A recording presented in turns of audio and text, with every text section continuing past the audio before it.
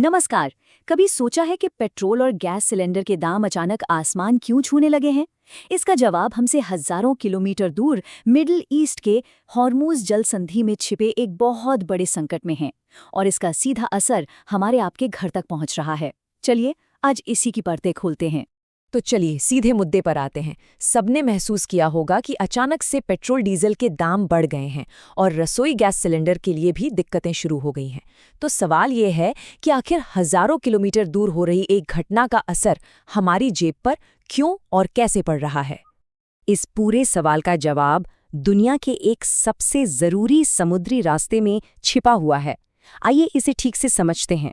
तो सबसे पहले एक बेसिक सी बात समझते हैं। जल संधि या स्ट्रेट का मतलब होता है समुद्र का एक बहुत ही पतला सा रास्ता। ये जो हॉर्मुज़ जल संधि है, ये फारस की खाड़ी को ओमान की खाड़ी से जोड़ती है। अब ये रास्ता इतना ज्यादा जरूरी है कि इसे दुनिया का सबसे अहम चोक पॉइंट माना जाता है। मतलब अगर ये बंद हो गया तो दुनिया की सांसें अटक जाएंगी। अब जरा इस रास्ते की अहमियत समझिए। पूरी दुनिया का करीब 25 से 30% तेल और गैस का व्यापार इसी पतले से रास्ते से होता है। चीन जैसा देश तो अपनी जरूरत का 90% तेल यहीं से मंगवाता है। तो आप अंदाजा लगा सकते हैं कि अगर ये रास्ता बंद हो गया तो क्या होगा। और हुआ भी ठीक यही है। ईरान ने इस जलसंधि में समुद्री माइंस बिछा दी हैं, मतलब पानी के नीचे बिछाए जाने वाली बारूदी सुरंगें। और इसका नतीजा ये हुआ कि जहाज़ों का पूरा रास्ता बंद हो गया है और फारस की खाड़ी में जहाज़ों का एक बहुत लंबा जाम लग गया है। ईरान के इस एक कदम ने दुनिया भर में तेल और गैस के एक बहुत बड़े महासंकट को जन्म दे दिया है। देखते हैं कैसे। इस जाम में सबसे पहले फंसे हैं ये बहुत बड़े जहाज जिन्हें VLC कहते हैं। यही वो जहाज हैं जो हमारे घरों में इस्तेमाल होने वाली LPG यानी कि रसोई गैस लेकर आते हैं। और क्योंकि ये जहाज बीच रास्ते में ही फंस गए हैं, इसलिए गैस सिलेंडरों की किल्लत शुरू हो गई है। दूसरे नंबर पे फंसे हैं LNG कैरियर्स। ये भी एक खास तरह के जहाज होते हैं जिनमें CNG और दूसरी प्राकृतिक गैसों को बहुत ज़्यादा ठंडे तापमान पर लिक्विड बनाकर लाया जाता है। हमारी गाड़ियों में जो CNG इस्तेमाल होती है वो इन्हीं जहाज़ों से आती है। तो देखिए पूरी की पूरी सप्लाई चेन कैसे टूट गई है। जहाज रास्ते में फंसे हैं, इसलिए वो तेल के डिपो तक नहीं पहुंच पा रहे। जब डिपोए खाली हो गए तो वहां से ट्रकों के जरिए पेट्रोल पंप तक सप्लाई नहीं पहुंच रही और बस इसी वजह से हमें तेल और गैस की कमी का सामना करना पड़ रहा है। लेकिन इस संकट का असर भारत पर सिर्फ एक तरफ से नहीं बल्कि दो तरफ से पड़ा है। ये हमारे लिए एक दोहरी मार की तरह है। देखिए, मीडिया में हमें सिर्फ पेट्रोल, डीजल और गैस सिलेंडर की महंगाई के बारे में बताया जा रहा है, लेकिन इस कहानी का एक दूसरा अनकहा पहलू भी है जो सीधे सीधे हमारे किसानों से जुड़ा है। ये बात सीधे जमीन से उठ रही है। महाराष्ट्र, गुजरात और दक्षिण भारत के किसान आज रो रहे हैं। क्यों? क्योंकि उनकी पूरी की पूरी फसल बर्बाद हो रही है। उनकी मिर्च, उनके फल, उनके अंगूर सब कुछ सड़ रहा है।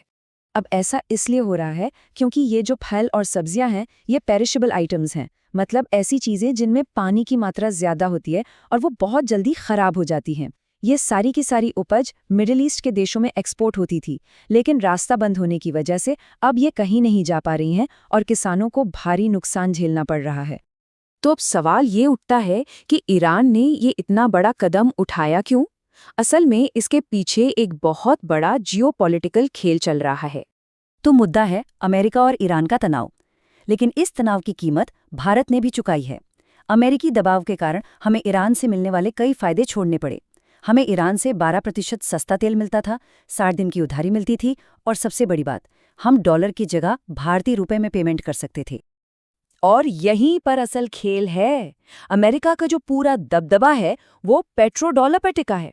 इसका मतलब ये है कि दुनिया में कहीं भी तेल का व्यापार होगा तो वो अमेरिकी डॉलर में ही होना चाहिए। जब भारत और ईरान ने रुपया में व्यापार करना शुरू किया तो ये सीधे सीधे पेट्रो डॉलर सिस्टम को एक चुनौती थी जिसे अमेरिका कभी बर्दाश्त नहीं कर सकता।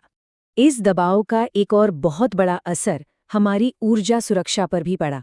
एक IPI गैस पाइपलाइन थी जो ईरान से पाकिस्तान होते हुए सीधा भारत आनी थी।